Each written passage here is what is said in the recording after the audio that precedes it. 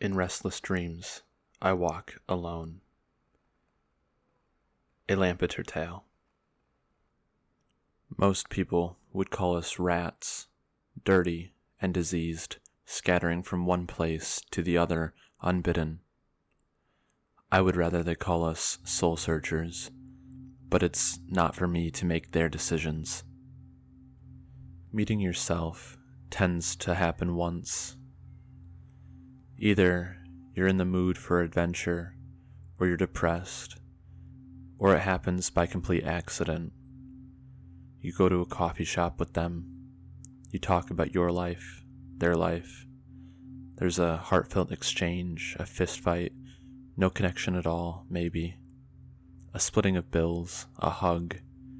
Then you return home, a piece of you in each other's hearts. Or you don't return home at all. You become like me. Right now, I'm on a train. I don't know where. The air is frigid. I'm surrounded by at least 20 people, half of which look like refugees. They probably are.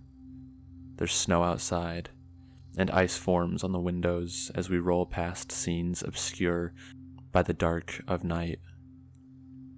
Nothing outside illuminates us besides the stars. The cabin's lights haven't worked in at least a century. I prefer it this way. Since the day Lampeter entered my life, I wouldn't want it any other. Of both her parents, Emma only knew her mother. When she turned 18, she knew neither of them. The apartment was cold. The heater had broke down 2 days ago, but the landlord lived 3 cities out and wouldn't be around to fix anything for another weekend or 2. Emma knew this, and it didn't make it easier. She lied in the center of her single-room unit, arms bundled against her chest and legs tucked up to her torso, a bedsheet wrapped around her. Her TV was the only source of color in the room, casting weak artificial hues against a blue-gray backdrop. Watching eased the numbness. She peeled her eyes to the analog clock mounted on the wall above. It was 12 past 6 in the morning, nearly an hour until she began a shift at the store. Wearily, Emma tensed her fingers, and in a foggy haze shakily pushed herself from her spot on the floor. Staring ahead, she shuffled to her closet and changed into something presentable. She knew that the cold wouldn't seep into the store like it had her home. So Emma set out.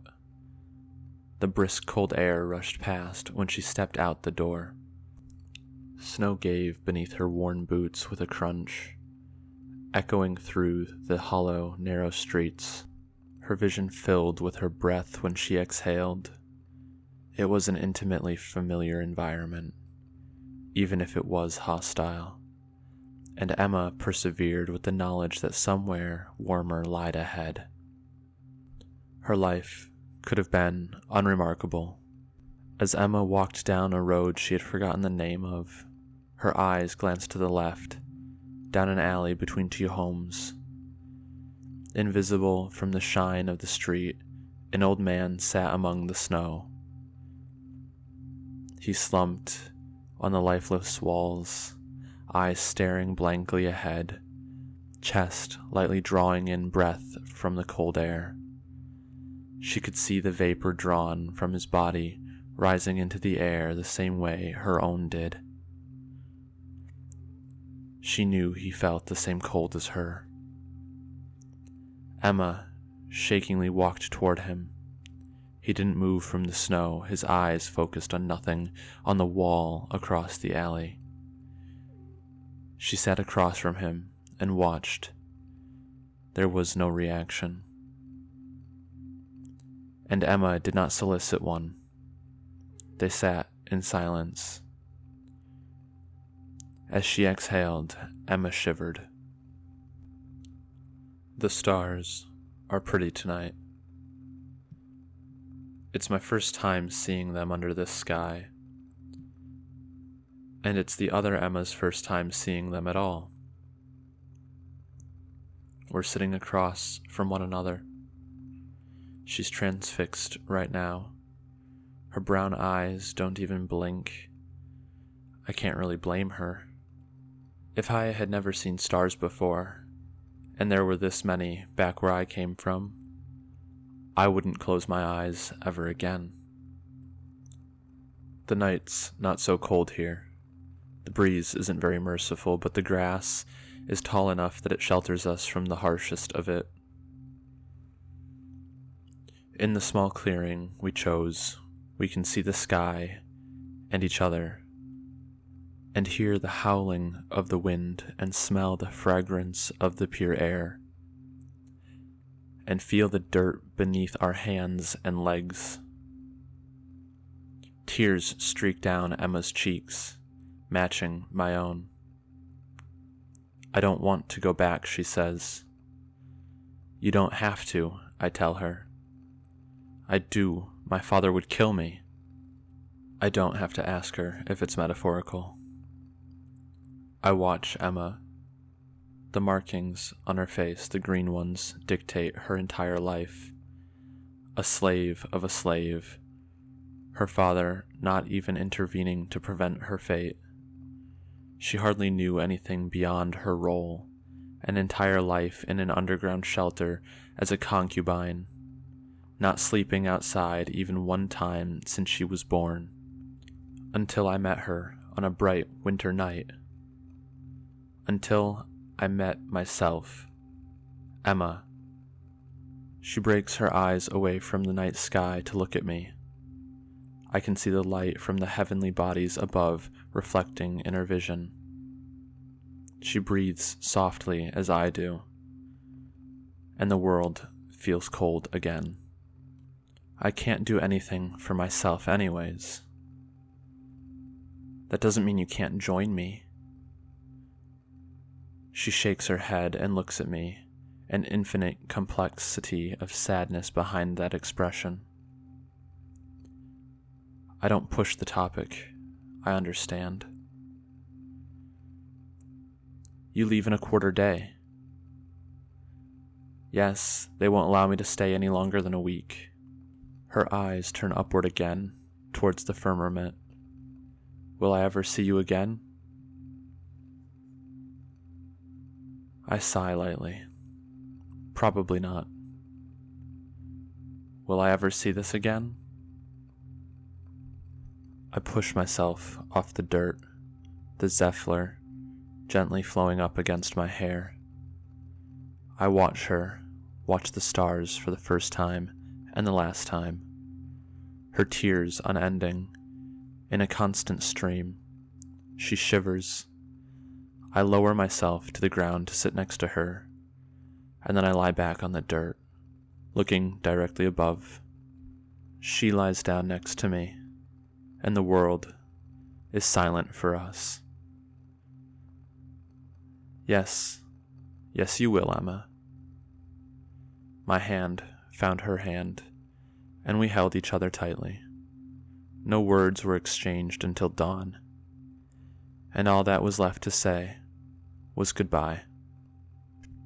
The light warmth of the store wasn't enough to distract Emma from her thoughts. It was nearly the end of her shift. The snow piled heavily by the front window, frosting the glass with patterns of ice and rime. The store had already been closed, and the few remaining customers handled. There were no major incidents that day, which would normally be a blessing, but today she wished she had had something to deflect her contemplation. It had been about 6 hours since she clocked in. Although it wasn't really important, the money from the shift would be enough to cover for some food and amenities for the next 2 days. Not a lot, but enough. And if she was willing to eat a little less, she could possibly afford something warmer to wear. as she pulled the door open to the exit of the store, primed to lock behind her. A familiar sensation slid up her back. The thoughts rushed into her head again, and she knew she couldn't yet leave. Carefully, Emma set the door on its frame and turned her collar to the cold of the street. She wouldn't get the money from her shift until next week. But if she didn't help others, was she any better than the people that refused to help her? Her eyes fell on some wrapped sandwiches as she walked down the aisles. They were small, a bit bigger than her hand maybe, but not by a lot. But they would be enough. Quietly, in the view of no one, she placed one in her coat pocket. Her heart sank as she turned and walked to the front of the store. She opened the door and looked back briefly. Emma would pay it off later, she promised herself, with the money she didn't have now. She closed the door behind her and stepped into the freezing twilight. It seeped into her body thoroughly and mercilessly. She stood shivering amongst the snow, and after a few minutes began slowly and methodically making her way back the route she came, but not towards her apartment. I holed myself under the blanket. The plane rocks from side to side. A symphony of either the turbulence or the rough journey between worlds.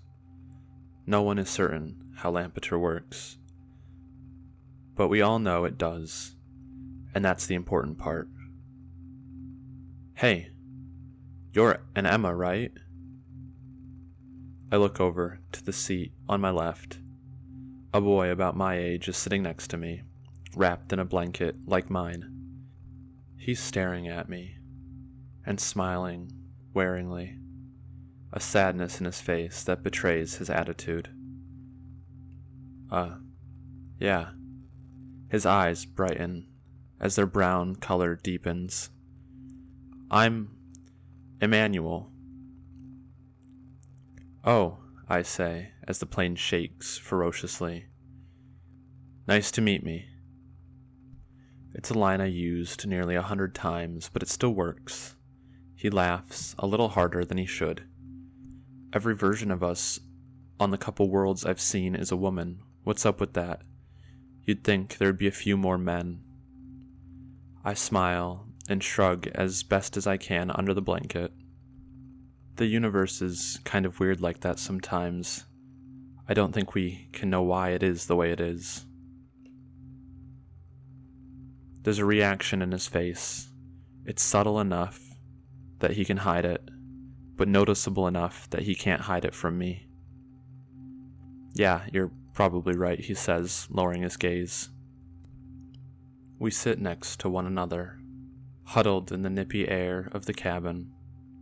Even though the aircraft isn't very large, it probably needs a lot of upkeep. And Lampeter isn't famous for being well funded. They were on the verge of bankruptcy. It could be seen in the worn fabrics of the seats and the dim lights hardly managing to glow above us. I look out the small window on my right. Nothing is visible beyond the dark wisps of clouds. Where are you from? I ask him, not turning back. A few universes down the line, he said, his breath caught up in his throat. Nowhere important. Nowhere's important. He paused. I suppose you're right, just something happened to your home, I'm guessing. Silence lies between us. I turn away from the window to look at him. He's no longer smiling, and the sadness I saw in him is now uniquely visible across his face. To his credit, he isn't crying. It was a doomsday, or an XK, or whatever they call it. Something about self-replication. Not a lot of us got out. I lived in an apartment by a Lampeter station, so I escaped, but I lived near a station too. I'm sorry.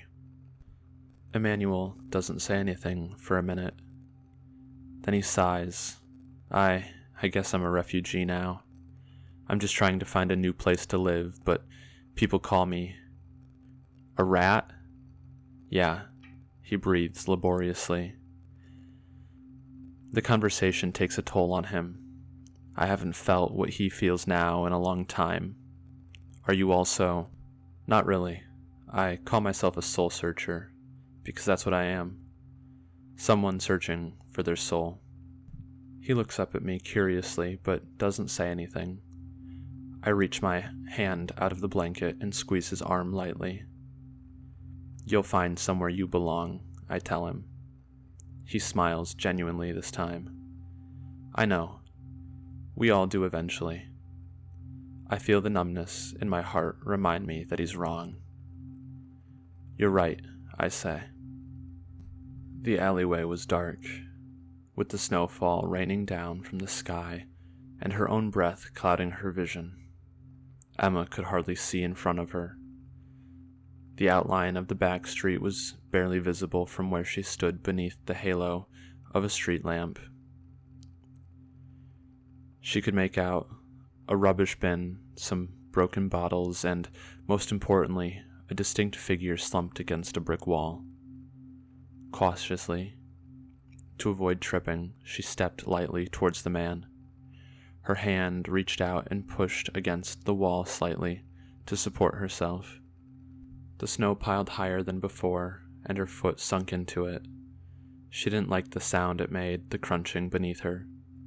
Her eyes adjusted as she stood above him. The crinkling of a wrapper being pulled out of her pocket echoed along an empty street as the flakes fell on them. Like the last time she saw him, he stared ahead, his eyes unwavering at the opposite wall, mesmerized by nothing. She lowered herself to the ground next to him, shivering, and with caution reached out her hand to touch his. His hand was colder than the snow around them. When Emma looked at him with clear eyes, she saw he had no breath to match her own. For a while, Emma sat unmoving, watching nothing. The snow continued to fall around her, and although the frost continued to grow on her fingers and legs, she didn't feel it. She didn't feel anything for the entire night, sitting and shivering, holding a cold hand in hers, and listening to the sounds of cars driving past, of low whispers from passers-by, of people who would never be either of them going about their lives. She registered all of it, and heard none of it. When the dawn of light rose, Emma knew she had to leave, or she would join him in another place. Numb in all possible ways, she methodically made her way to her feet. They had both been buried by the snowfall, and his figure was difficult to see under the mounds. It was a burial for someone unloved by the world, and she reckoned it was a fitting end for her as well. She took the sandwich out of her pocket and left it where his hand was. If she had been a little faster, maybe he could have given her thanks. As she walked from the alleyway, the bright sun piercing through the cloudy sky on a frozen day, an unfamiliar train from a distant place rolled into its station nearby. The bakery I'm sitting at is a little busy, but off to the side of town. The day is bright and the air is warm. People are generally polite here. I'm allowed to loiter in the shop because I'm expecting to meet another me here, who I'm hoping will have enough money to buy us both something light to eat. The buildings around me are vaguely Norwegian, if I had to guess, but it gives off a comfortable atmosphere I haven't felt in a long time. The door to the building chimes, and I glance at the entrance's direction. A woman with brown eyes around my age walks in, dressed in a long trench coat and holding a leather briefcase. She has a long, healed scar over the right side of her entire face. It is very clear she's Emma, but I quickly realize this is not the Emma I came to see. She spots me immediately and smiles, walking over to the chair opposite me. Setting her briefcase aside, she quickly discards her trench coat and yawn stretches before making eye contact with me. "Who are you?" I ask. The unexpected Emma chuckles. "What, never owned a mirror before?" You're not the person I came here to meet." "You're right about that. How'd you tell?" "The scar is not doing you any favors, and the local Emma has lung cancer." Emma's eyebrow raised in teasing surprise. "That would do it all right. Say, have you ordered yet?" "Don't worry, I'll pay. You don't seem like the type to have money on you, no offense." We ordered some pastries. I asked for sourdough, because it reminds me of home, and she ordered something I have never heard of and can't pronounce. We wait for the food in silence, my sense of curiosity growing as my confusion deepens. When the freshly baked food arrives, I begin eating. Emma watches me. "You're not particularly forthcoming, huh?" I look up at her. "You're the one that dodged my question." Finally, she chuckles and starts eating. So did I, her mouth stuffed with the pastry, making her voice muffled. "Whoops, one sec." I wait for her to swallow the bite. She clears her throat. "Sorry about that.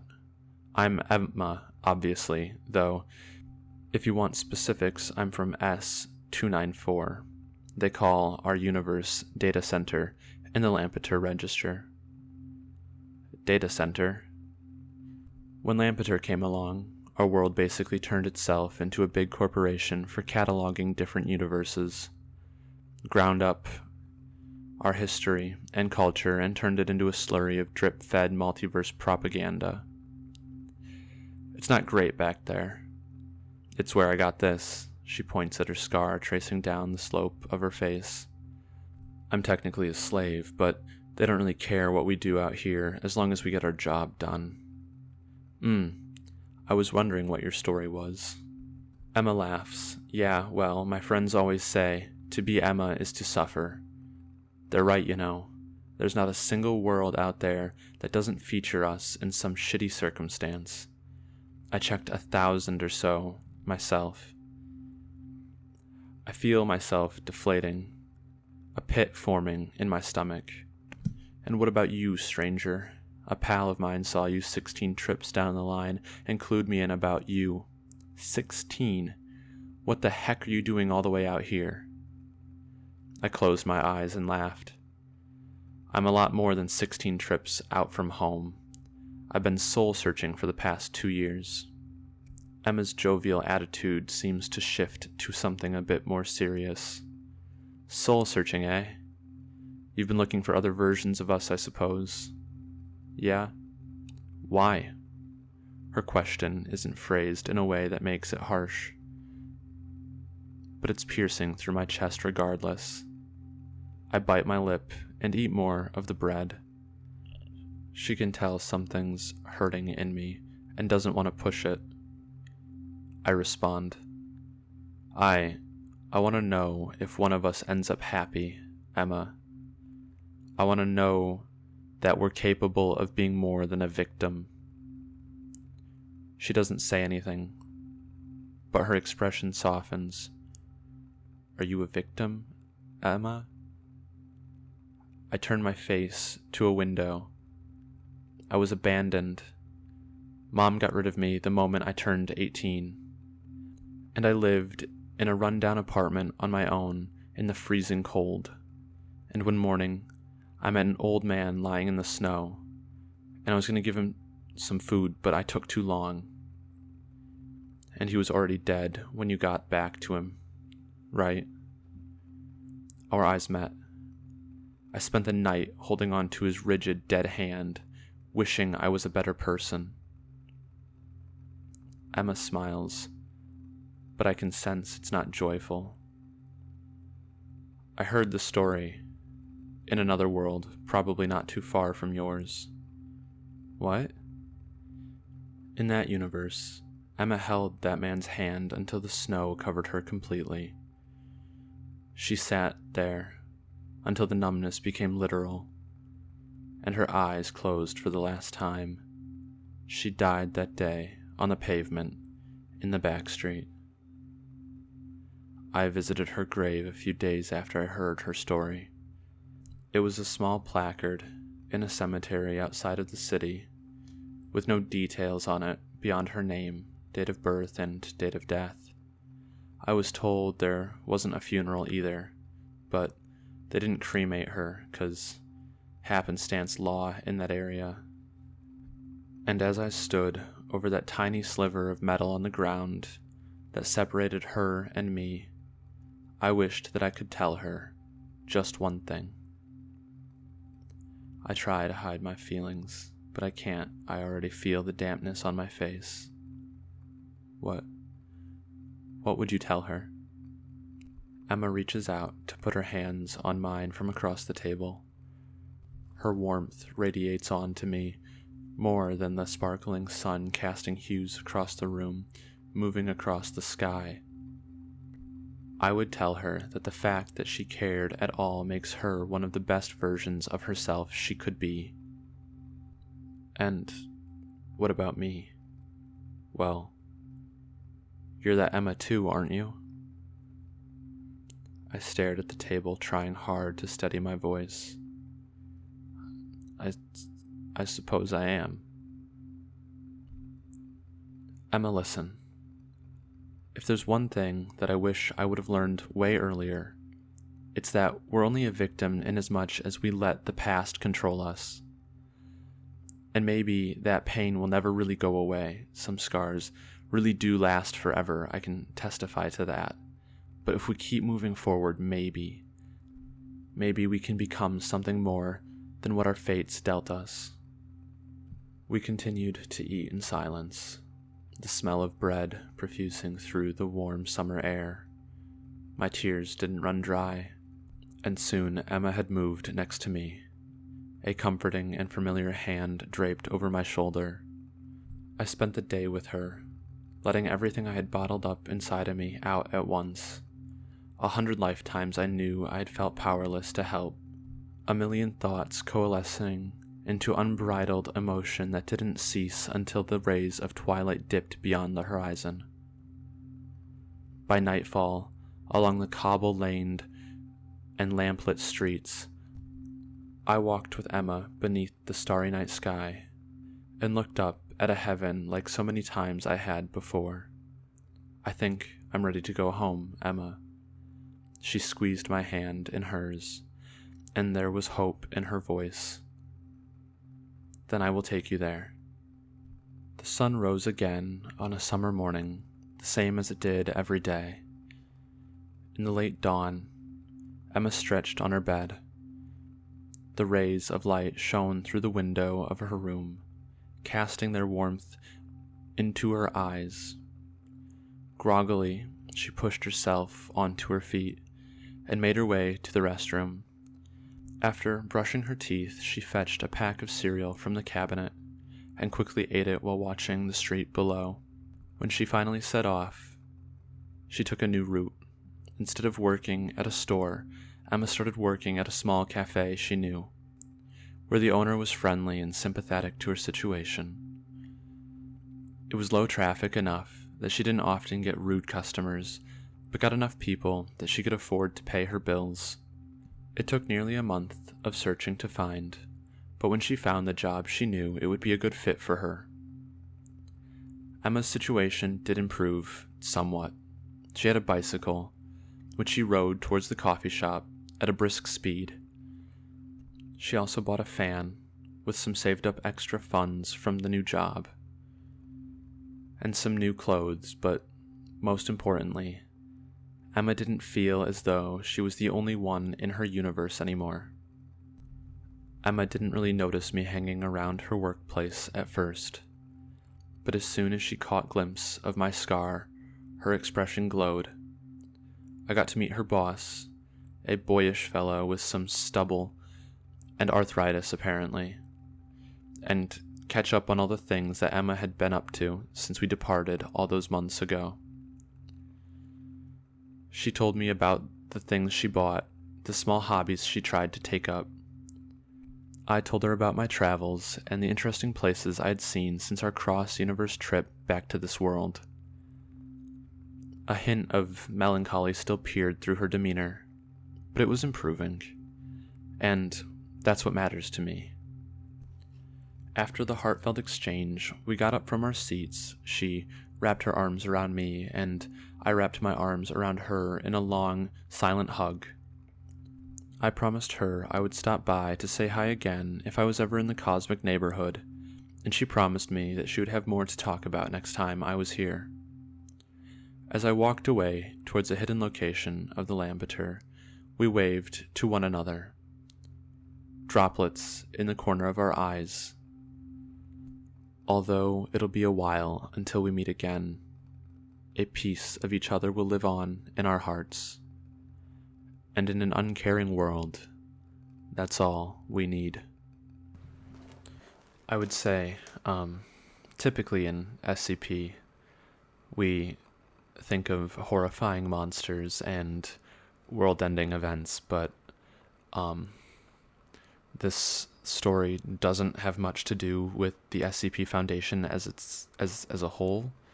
But I think it shows us that the SCP universe isn't that horrifying all the time, and there are quite a few individuals still living their lives throughout this multiverse. I also want to apologize if there is any background popping in this video. I do have a woodwick candle lit, and here, let me see if I can move my microphone close to. Alright, that's what that sounds like. So if you do hear that, I apologize. I will try to edit it out. I have some plans for the channel going forward. I think this video editing style that I have used with this video specifically allows me to turn out videos quite a bit quicker, so I will try to this took 3 hours of recording and editing, so I think this will help me get videos out. And what it really is the editing just kills me, and I think I have some sort of ADHD, and I cannot sit through listening to my fuck-ups for hours on end, so it uninspires me to make content. So I want to apologize for my late videos. I think I'm going to make a Discord channel for you guys to